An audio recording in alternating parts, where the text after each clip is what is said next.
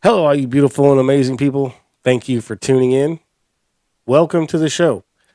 I'm your host, Hyde, and here at Hyde NSeek Media, what I'm trying to do is bring you common sense, blue collar perspective on news, politics, sports, culture, basically anything I, I want to talk about. Wow, this is terrible. So I'm glad there's no viewers right now. So thank you for tuning in. Welcome to the show. Um, Today, we're going to be talking about a few interesting stories that I've come across over the weekend. And I don't know. I'm kind of all kinds of lost and crazy here. So, if you guys didn't hear, there was a IRS whistleblower that came out and has some serious allegations about Hunter Biden. There's some allegations about a WhatsApp message between him and a communist Chinese party official, where he basically threatens him by saying, "Hey, you either make this deal go through, or you're gonna regret it. I'm sitting here with my dad, and we'll bring we'll bring down hellfire on you if you don't make this deal go through. Trust me." And so there's some questions about that. And when a White House official was questioned about it, he just, I'm not going to answer that, and left the briefing room, right? So then when the White House press secretary was asked about it, she just kept kind of dancing the question. I'm not going to talk about the president's personal, family and blah, blah, blah, blah. And it was, but what was funnier was that reporters weren't letting up about it, right? They were just going, they just kept asking and asking and asking her. And you could tell she was getting frustrated because she's like, "I already answered the question. I'm not going to answer this anymore. Let's move on." And then another reporter would be like, "Well, here, let me see if I can get this. Let me see. Here, let's check this out. Check this out. Listen." The president invited his son Hunter to the state dinner last night. I'm wondering if you could take us into the thinking and the decision making of why the president decided to invite. I'm just not going to get into family discussion, personal family discussion. As you know, Hunter is his son. I'm just not going to get into it. Let me ask you this: if Hunter Biden wasn't the president's son, would he have invited someone who had just reached a plea agreement with federal prosecutors Well, 2 days earlier? a couple of things. Again, that's his son. He's a family member. It see, is she not says this, related and to Hunter. I'm just not going to respond to it from here. Right. Can I follow up on that? Okay. Follow up. I just called in somebody. Go ahead. Yeah, so Kirby wouldn't answer James's question, though. Are you going to answer the question? I mean, it's not an unreasonable question to ask, but the President of the United States was involved, as this message seems to Keeps suggest, asking. in some sort of coercive conversation for business. Made it very clear. I just don't have anything to share outside of what I'm here. Text message. What I can tell you is I know that my colleague has dealt with this. He addressed this. at The White House Counsel. I just don't have counsel. anything else to share. That's who she's referring to. I just answered the question. I just answered the question. one No, you statement didn't. you Yes made. or no? Was the president involved in the I just shakedown an- attempt? Stephen, Yes or no to that? Stephen, I just answered the question. I just said. how frustrated she's getting? It's not up to you how I answer the question. I just answered the question by telling you my colleagues at the White House Counsel has dealt with this. See that? So like, it's the media is starting to say, no, I don't think so. I think you better back up and answer the question correctly, right? So we're definitely going to talk about Hunter Biden and this IRS whistleblower and some of the allegations that have come out from him, and I'll give you my opinions on and what I think the DOJ and this whole plea deal thing with Hunter Biden was all about. And also in sport news, there's been a trade that happened a few days ago. Well, about a week ago now, maybe. But I don't think many people are talking about it as much as they should be, right? Chris Paul first got traded from Phoenix to Washington, and then from Washington to Golden State. Now, Chris Paul is not the Chris Paul of 2015 and 2016, or even 2019 and 2020 when he played here at Oklahoma City. Right? He's on the back end of his career, basically just chasing jewelry, right? I remember when Gary Payton went to the Lakers. This reminds me a lot of when Gary Payton went to the Lakers, right? So he's chasing a ring. He's desperate to try to get one championship under his belt, and Golden State's a pretty good place to land, especially if you're going in not to be a leader of sorts, on the first team, but to take over the second squad and lead a lot of those younger players and teach them how to let the game come to them and, where to be and all this kind of stuff. Like basically what he did with a lot of the young guys here in Oklahoma City, which I think benefited the team, even if it was just the one season that he played here. It really did benefit the players that he played with. I believe that 100%. Now, Chris Paul is a journeyman. He has played with a lot of teams. And so I think this may be his last hurrah, and that's why he chose Golden State, because he probably has the best chance to win. And in my opinion, him going to Golden State gives them the best chance at winning a championship this year and makes them the favorites in my mind in the West, even with Bradley Beal going to Phoenix, because I think that's a bad move. I think when you look at Devin Booker, Kevin Durant, and Bradley Beal, none of them average more than 5 assists a game. And so who's going to be passing the ball? Who's going to be feeding these guys the ball, right? Is it going to be a bunch of one-on-ones every time these three get the ball, ISOs, or are they actually going to play together? Are they going to actually have ball movement, or is everyone just going to try to get their numbers? But Phoenix put Devin at the point, which I think was a bad idea too. So Phoenix screwed themselves by getting rid of Chris Paul and just gave Golden State the one missing part that they probably need to win. So we're going to definitely talk about that as well. But really what I first want to do is I want to jump into this story about these Wagner Group mercenaries that Putin hired to fight his Ukraine war for him, right? So if you guys didn't know, over the weekend, they tried to stage a coup in Russia and, turned and tried to attack Moscow. And of course, Putin put it down, squashed it, and now has basically drew a line in the sand and said, hey, you either bow down and kiss the ring or get the hell out, right? So I want to jump into this story here that I found from Politico. It says, Putin tells rebellious Russian fighters to swear allegiance or leave for Belarus. The Russian leader presented part of a short-term resolution for the stunning turn of weekend events that upended the front of his invasion of Ukraine. Russian President Vladimir Putin on Monday ordered mercenary troops who participated in the short-lived weekend rebellion to either swear allegiance to their country or leave for Belarus, while declaring that any mutiny attempt would have failed. In evening remarks from the Kremlin, his first since a short address to the nation on Saturday, Putin presented part of a short-term resolution for the stunning turn of weekend events that upended the front in Russia's invasion of Ukraine. On Friday, Yevgeny Prigozhin, I think I'm saying that right, Yevgeny Prigozhin, leader of the Wagner Group mercenary fighters, declared war against Russia's military leadership and turned his troops towards Moscow. The advance was halted on Saturday after a peace deal was brokered by Belarus president, who has closely allied his country with Russia.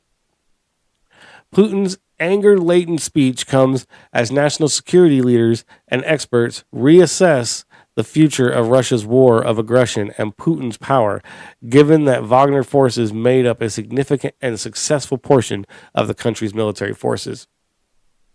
The attempted mutiny, they call it a mutiny. It sounds like a cute coup to me, right? They turned and said, hey, we're going to try to take this government down. They went after the defense secretary of Russia,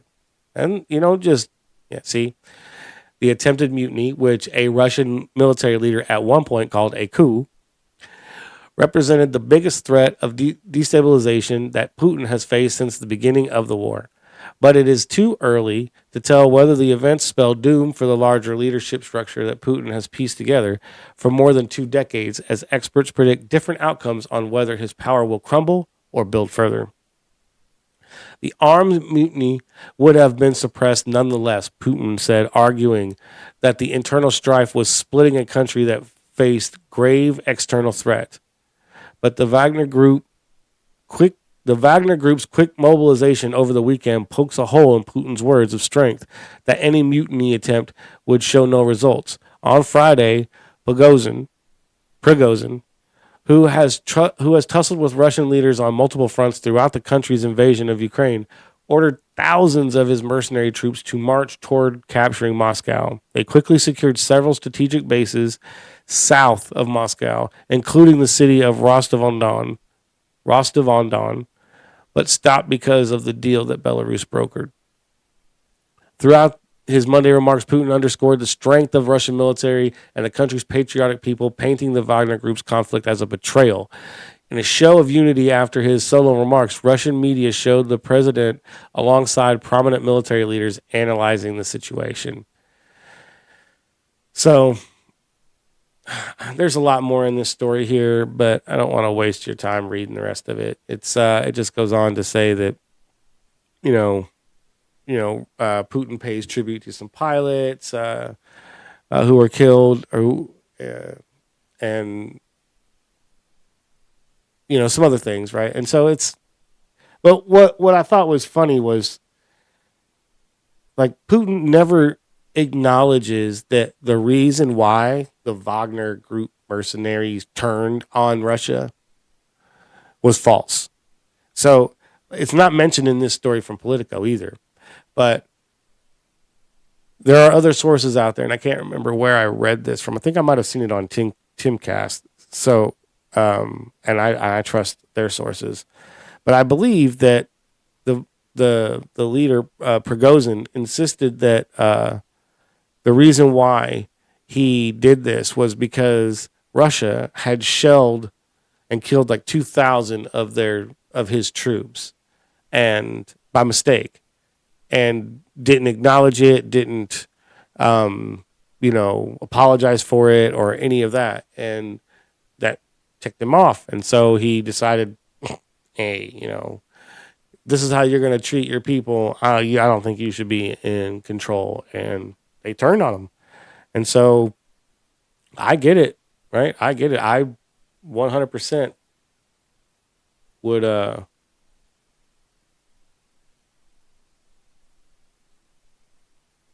right. Am I not on the screen here, guys? What is going on here?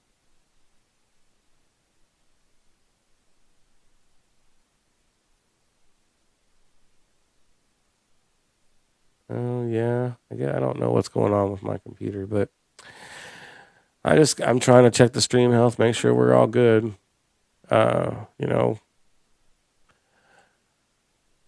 I've had some issues with that in the past or of late because of the new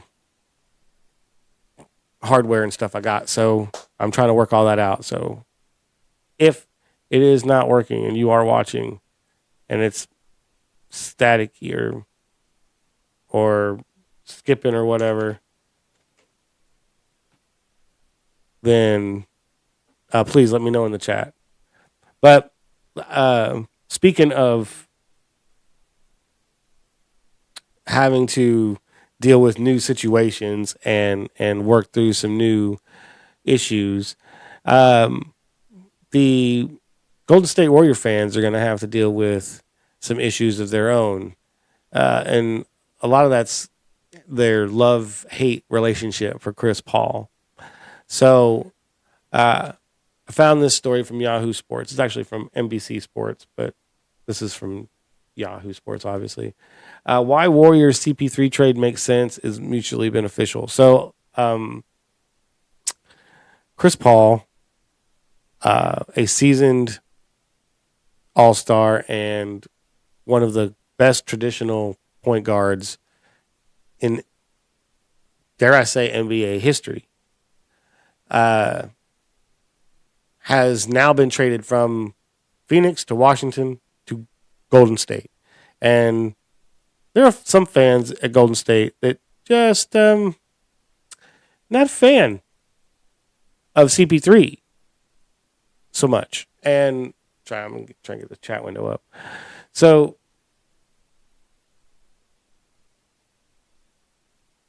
we're going to talk about how this this article explains just how beneficial CP3 is going to be to the Golden State Warriors. And then I'm going to give you my thoughts on where I think Golden State's going to go with this.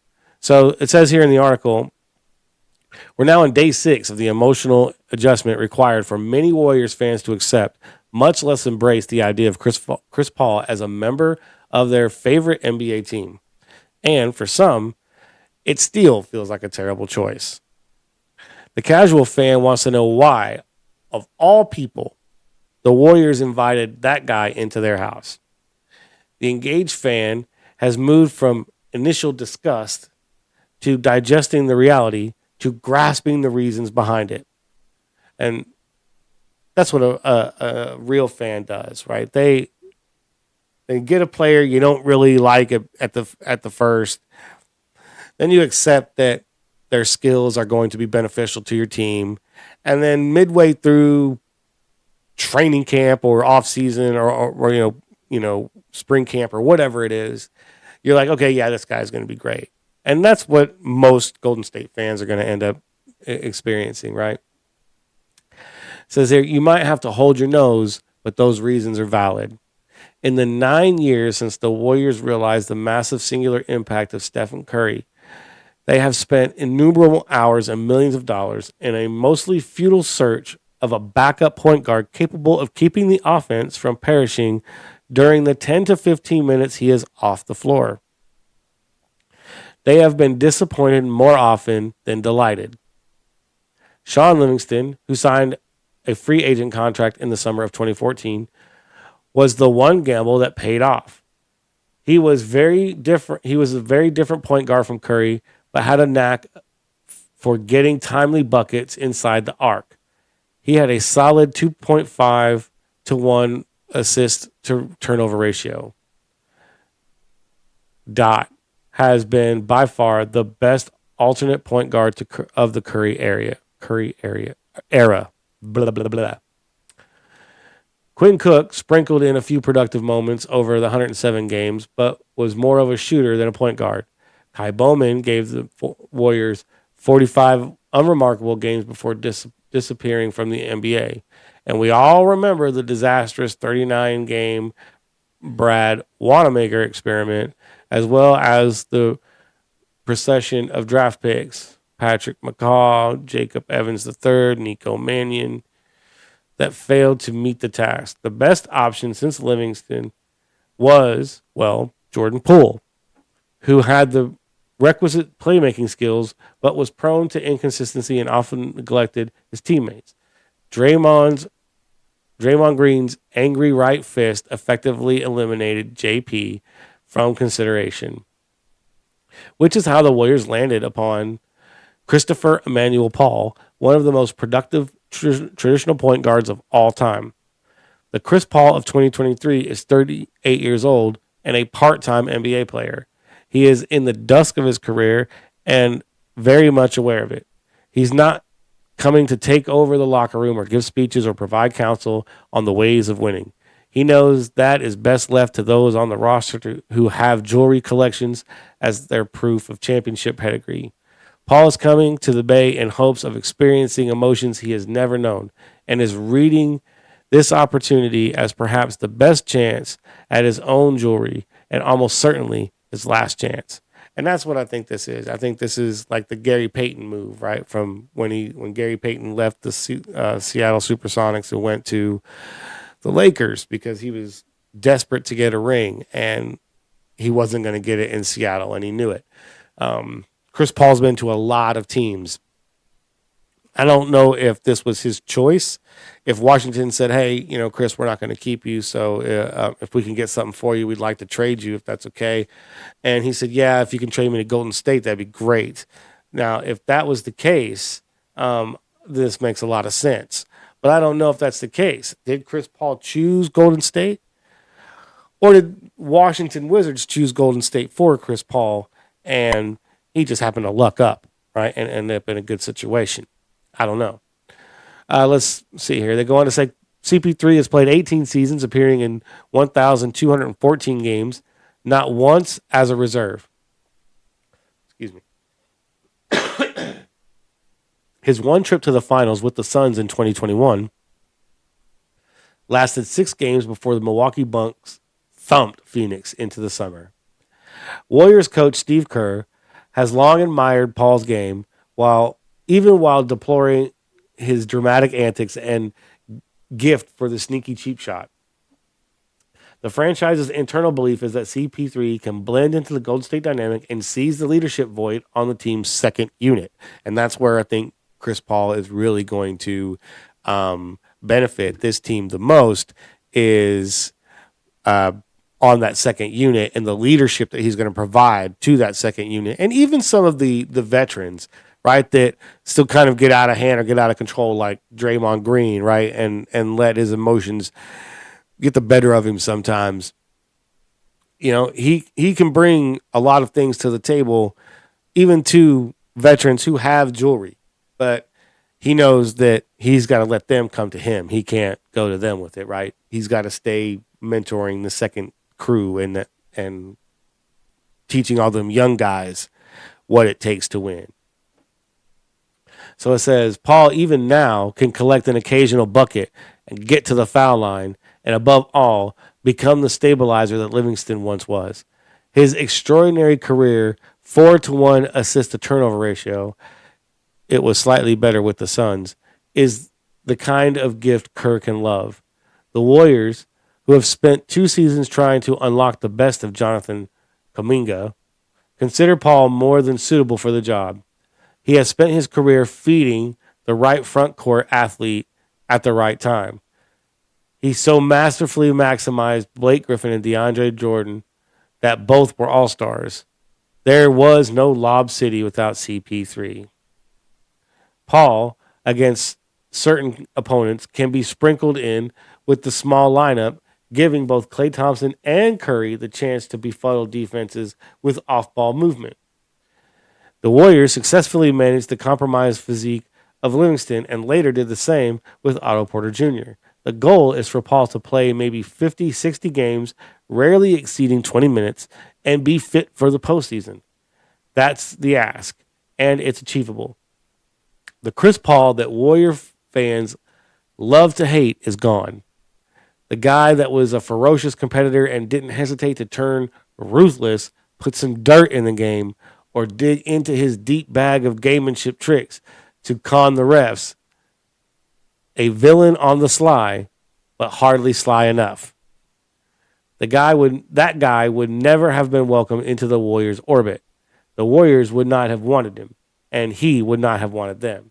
This arrangement at this time is mutually beneficial. Golden State's logic is impeccable. Paul has 4 months to integrate himself into Dub Nation before taking the floor. All signs indicate that he's ready to accept this mission. So, what I think this does for Golden State is, like it says there in the article, that he can even be put in the small lineup at times and you could have Paul, Curry, and Thompson out on the floor all at once. That's going to drive defenses crazy. Now, you can only get about maybe 4 or 5 minutes of solid play out of that before, a substitution or two kind of voids that small lineup, right? You put another big guy in there, or put another good defender in there who can guard the perimeter, and you take their outside shooting away. Well, try to. It's hard to take the outside shooting away when you have Chris Paul, Stephen Curry, and Klay Thompson out on the floor at the same time. You're pretty much not going to take the outside shooting away if you do that. Because if you put Draymond Green out there, as the 4 or 5, he can shoot a 3 too every now and then. I mean, his 3-point percentage isn't that bad. So it ain't no worse than like Paul George or someone. So you with that small lineup, they could be very, very, very deadly, very deadly. And that's why I think that Golden State has a very, very good shot and is my personal favorite. Excuse me, got a tickle in my throat. It's my personal favorite to win the West and win the championship next year. As long as Chris Paul can stay healthy and give them the 50 to 60 games that they want out of them, give them 15 to 18 minutes a game of solid play, they're definitely going to benefit from this, and they're going to be a hard team to beat. Hard team to beat. So I really like this move from Golden State, and like I said, I don't know if it was Washington that made this move and Chris Paul really didn't have anything to do with it, or if Washington went to Chris Paul and said, "Hey, look, we're not going to keep you. You were just part of the trade, as a carrot, but we've got our lineup set. We're good with what we got, and we're going to go ahead and release you if we can't trade you. Is there somewhere you would like to go? We can see if we can make a deal." Chris Paul says, "Yeah, I'd like to go to Golden State." Now, if that happened, but that's not been reported in anything I've read, so I don't know. I can't say that for sure. So I don't know if this was Chris Paul's choice or not. Either way, it's a good move, and it is mutually beneficial for both sides. You know what's not mutually beneficial, though, is when you're in a position of authority and you're asked to clarify something and you turn tail and run. That's not mutually beneficial for anybody. It's not beneficial for you. It's not beneficial for the person asking the question. And it doesn't do anybody any good. But yet, that's what's going on right now when we're talking about Hunter Biden and the White House, right? Apparently, there was an IRS agent who was in charge of the Hunter Biden investigation at the IRS, who has now come out as a whistleblower and has said that there is evidence that Joe Biden was present during a conversation through WhatsApp between Hunter Biden and a Chinese Communist Party official about a business deal overseas, in which Hunter allegedly threatens this CCP official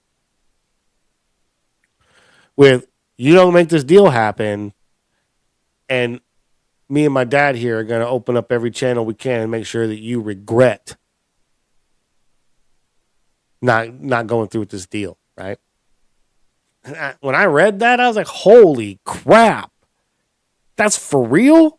Like, nothing's going on and nothing is happening to Joe Biden or Hunter Biden over this. Hunter Biden necessarily doesn't need to. I mean, I don't think Hunter Biden would get in trouble for it necessarily. Doing a business deal overseas is not illegal when you're the first son, right? But when you use your dad to peddle influence, and it's like, hey, he's my dad and I got his ear. So, I mean, you want to make a deal with me, we can maybe work something out. I don't know. You let me know what you think and we can try this. So, like, why is there nothing happening to Joe Biden, though? He was vice president at the time, and he's made it very, very clear in a number of statements he had nothing to do with his son's business dealings and doesn't know anything about it. But when asked about this message, John Kirby says, "I'm not going to answer that question, and if this is all you're going to talk about, I'm out," and bails. I found this story here from timcast.com. John Kirby flees White House briefing room when asked by James Rosen about Hunter Biden. President Joe Biden's national security spokesman, John Kirby, fled the White House briefing room on Friday when asked about a WhatsApp message sent by Hunter Biden to Chinese businessman Henry Zhao in July of 2017. Okay. Mind you, this is after Joe Biden was president, or vice president, I mean. So this was July of 2017. Trump is already in office, right? So they go on to say, the question was about a message that was made public on Thursday. Excuse me.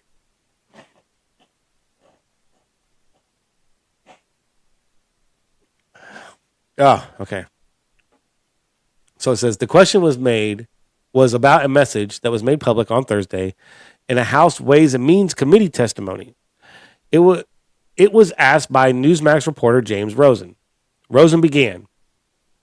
The White House Ways and Means Committee yesterday released documents, their authenticity nowhere challenged, that included a July 2017 WhatsApp message sent by Hunter Biden to Henry Zhao, a Chinese Communist Party official, which stated in its entirety, and I quote, I am sitting here with my father, and we would like to understand why the commitment made has not been fulfilled. Tell the director that I would like to resolve this now before it gets out of hand. And now means tonight.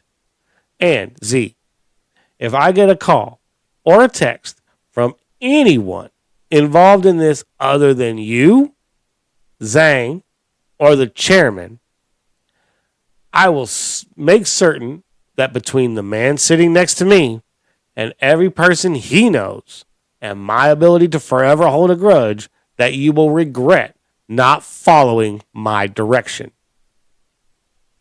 The reporter reiterated and emphasized the portion of the message in which the younger Biden said that he is sitting here with my father.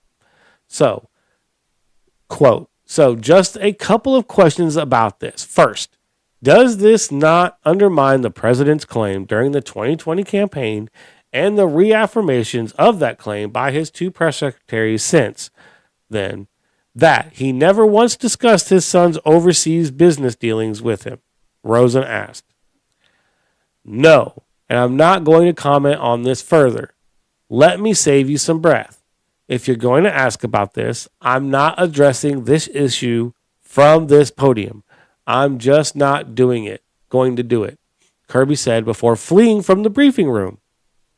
The message was part of a testimony from Gary Shapley, a special agent with IRS Criminal Investigations who has worked for the agency since July 2009 and supervised the agency's investigation into Hunter Biden. During his testimony, Shapley said, I'm alleging with evidence that DOJ provided preferential treatment, slow-walked the investigation, did nothing to avoid obvious conflicts of interest in this investigation. The president has long maintained that he has not had any involvement in his son's foreign business dealings. Now, we all know Biden is lying. And I mean Joe. I mean Daddy Biden is lying. And, Hunter is telling the truth. You don't threaten somebody of the Chinese Communist Party like that without having your dad behind you, especially, after spending 8 years in the White House. Now, remember, this message happened in 2017 after they were no longer in the White House, but you had 8 years in the White House and you set up a lot of shit while you were there in China. And so a lot of those connections, a lot of those deals probably still going through even after you being in office because, hey, former Vice President Joe Biden still has some pull, still has some usefulness to the Chinese Communist Party. And so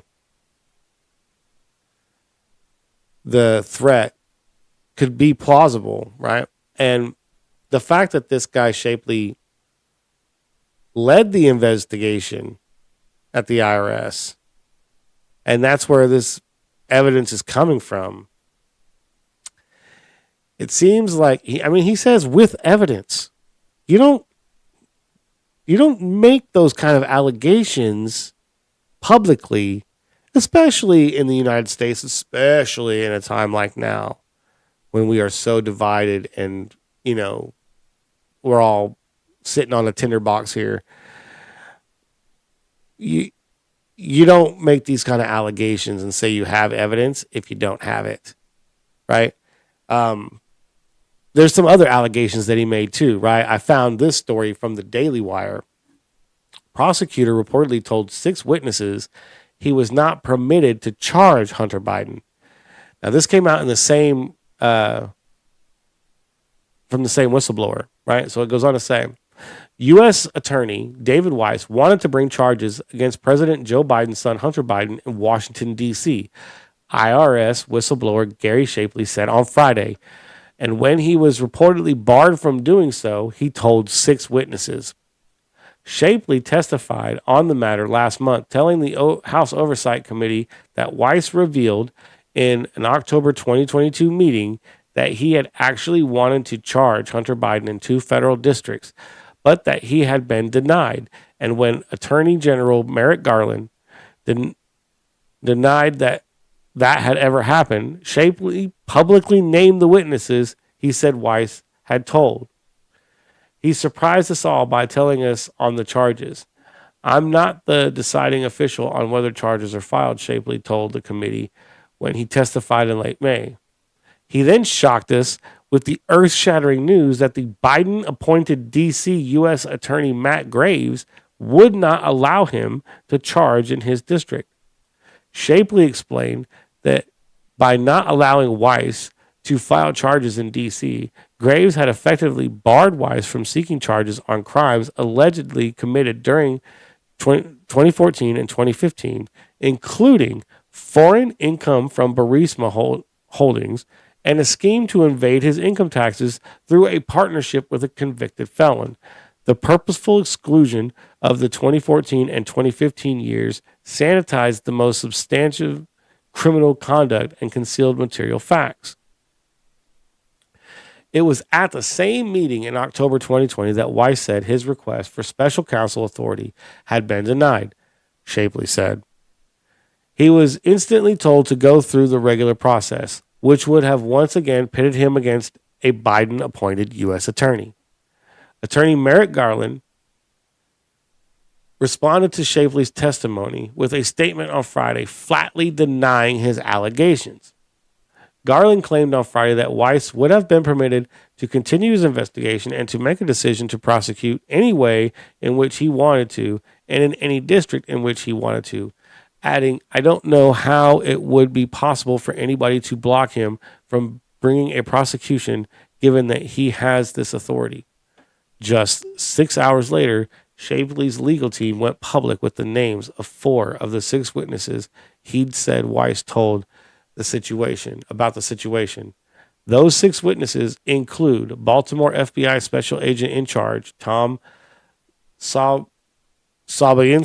I'm sorry, but I butchered that name. Sobolinski.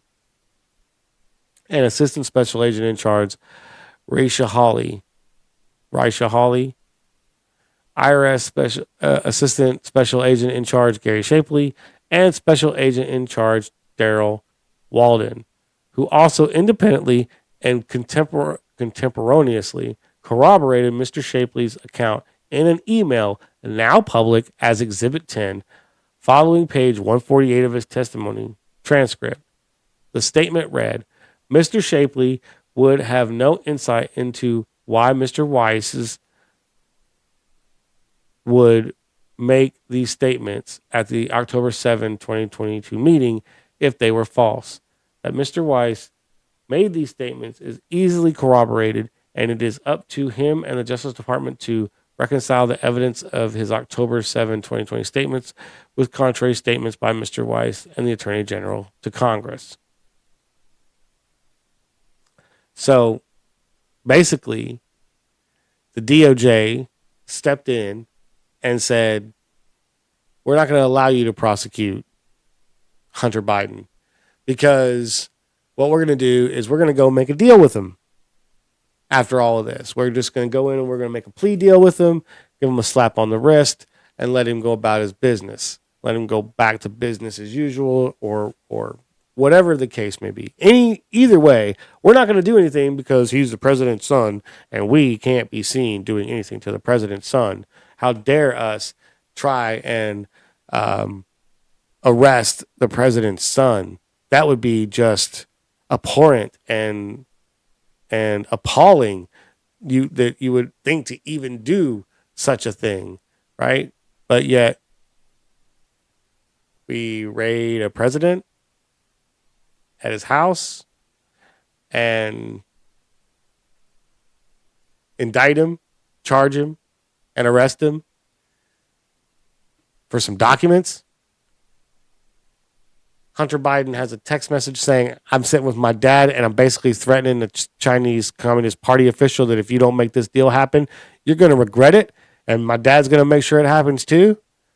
Yo, coercion, using political influence to gain financial gain.